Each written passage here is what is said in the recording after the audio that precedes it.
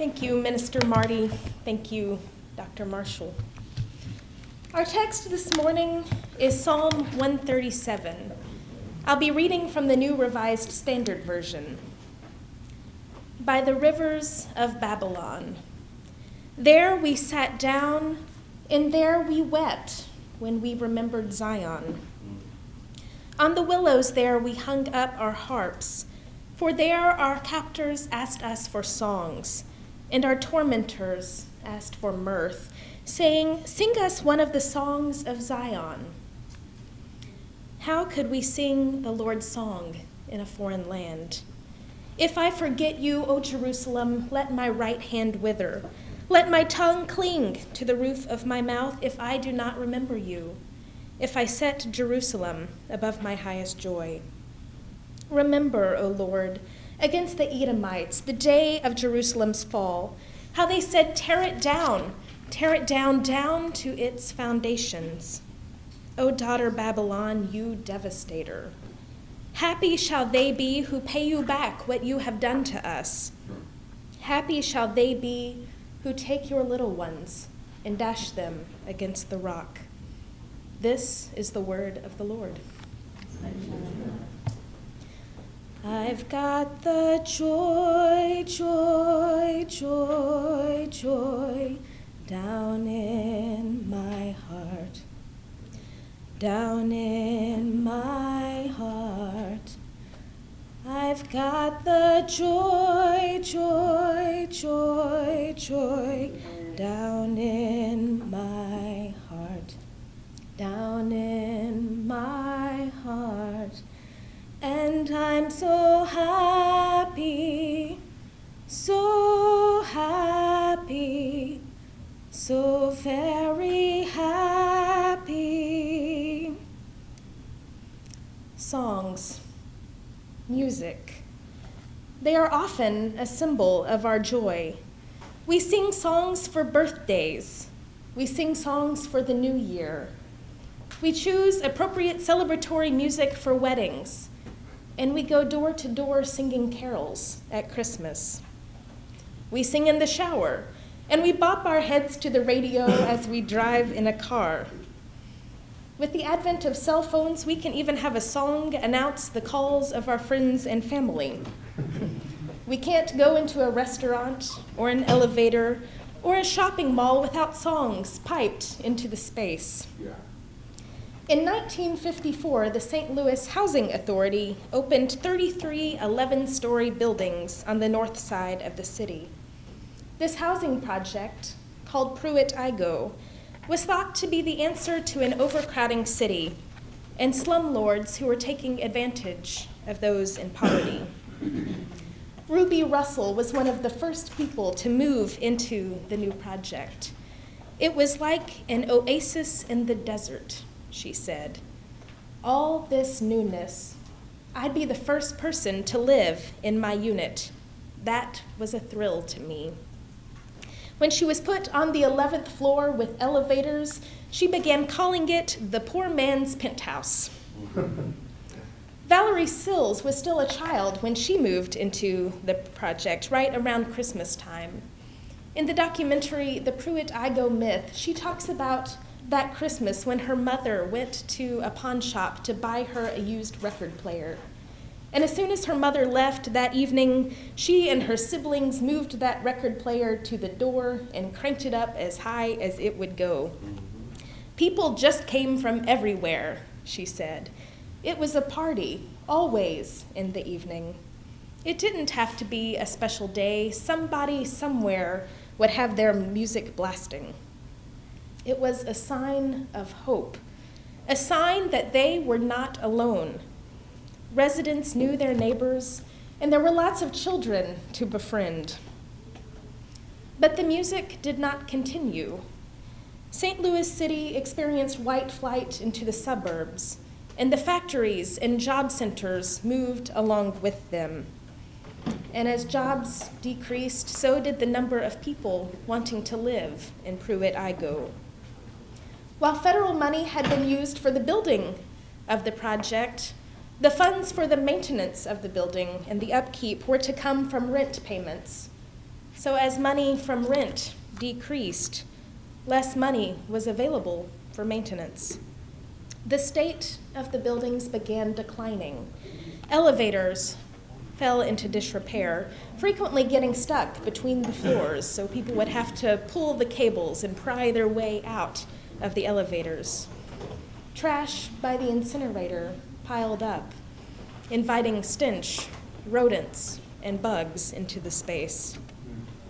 And as the city seemed to care less and less for the buildings and its inhabitants, so did some of the residents. Kids would break things.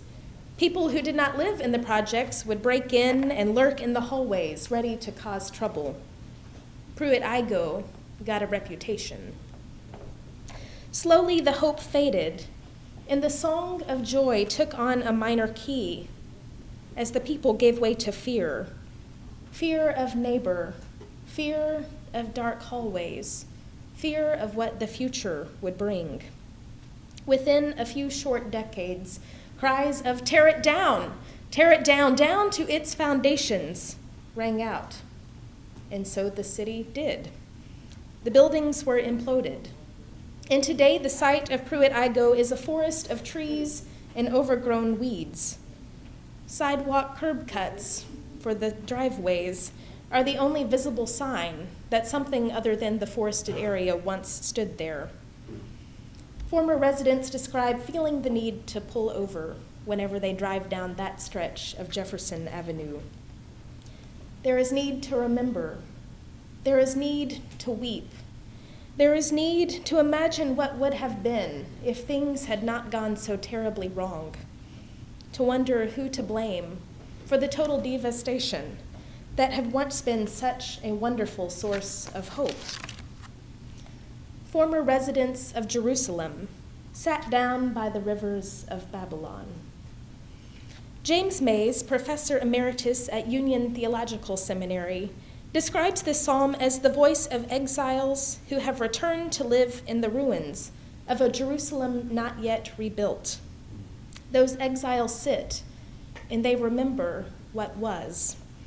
They remember the Jerusalem they loved, the Jerusalem that seemed indestructible, the Jerusalem where they lived, knowing that they were God's people and that God would keep them safe. The prophets had long talked about God's coming judgment, but they had all been crazy, right? Walking around naked and with tales of visions. No one believed them. It had been a good time. That is, until Babylon and the Edomites showed up. Jerusalem was destroyed. Its people were ushered out. There was no place for songs of joy amidst the devastation, only the sort of intense sorrow and pain that makes you want to extract revenge in the worst possible way. In this case, by blessing those who would end the family lines of their devastators by dashing their children upon the rocks. It is a brutal, terrifying image that speaks to a very real and intense despair. It is a pain that many, and perhaps most of us, do not fully comprehend, that we don't want to comprehend. But it is a very real pain experienced by people all around our world. We see hints of it after events like the Sandy Hook Elementary School shooting. Sorrow and fear lead to fights about what the best possible way to end such horrific events is. In some of those fights, the outrage seems to escalate into threats and even the actuality of great violence. We hear and we see images of war-torn lands, of factory workers who are burned to death due to lack of fire doors, of those who die of starvation because they cannot afford food. And as the line goes, if you are not angry, you are not paying attention.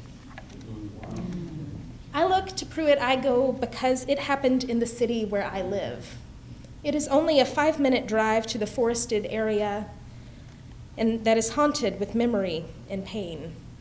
Around my own income-restricted loft apartment is a homeless community. There are those who are labeled as criminals and as worthless simply because they don't have a shelter. And the city routinely makes policies that limit where they can go and what they can do.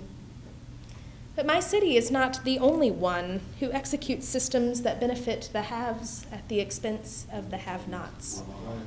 This is my city. These are my neighbors. I invite you to look at your own communities, to find the places of hurt that are near you. This psalm is a reminder of the great damage that our cities, that our communities can do. We can steal the songs of entire populations. We can motivate terrible, violent acts.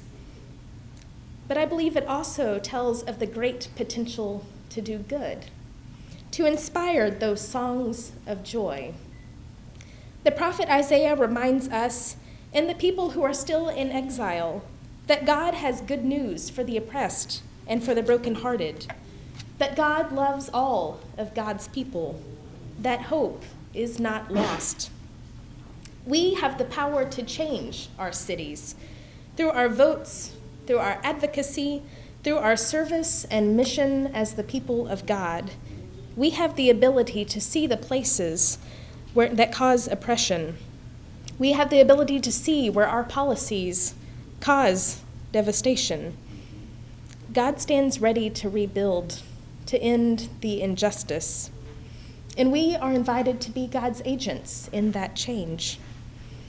Perhaps that is through the intentional presence of your church in communities that are broken.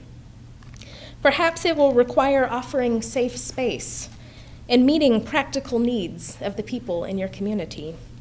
Maybe it will require calling your government representatives and sharing information with friends and family and working to end unjust policies. It will certainly require listening for the painful places. Do you hear the songs that are around you? What do they communicate? Are they songs of joy? Are they songs of despair? What song will you sing? And I'm so happy, so happy, so very happy.